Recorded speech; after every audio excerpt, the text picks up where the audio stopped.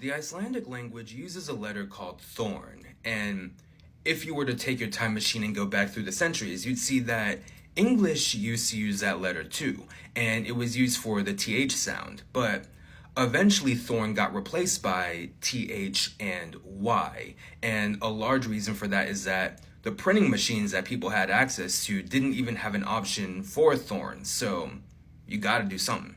And in the boxing match between TH and Y, TH won, right? Like, we're not really using Y in that way anymore, but one place where Y does persist in this way is in phrases that are supposed to sound old-fashioned, right? Like, ye old. But in the actual ye old times, that word was really meant to sound more like the, even if it was spelled with a Y.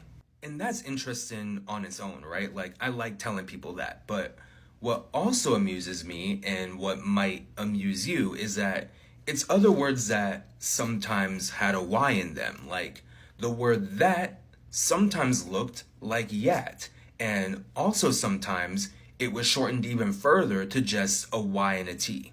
And the word thing with a G sometimes looked like ying. And the word think with a K sometimes look like yink.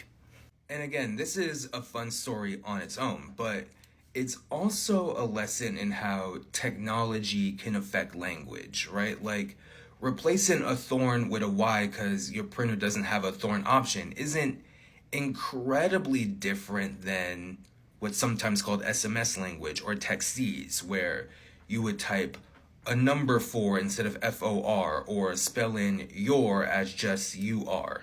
Because, early internet and text messaging had more constraints, right, than it did now. Like, it might have took 18 or 19 presses of a button to get a full word out, or you might have had a strict character limit, which we still see in places like TikTok comments, for example.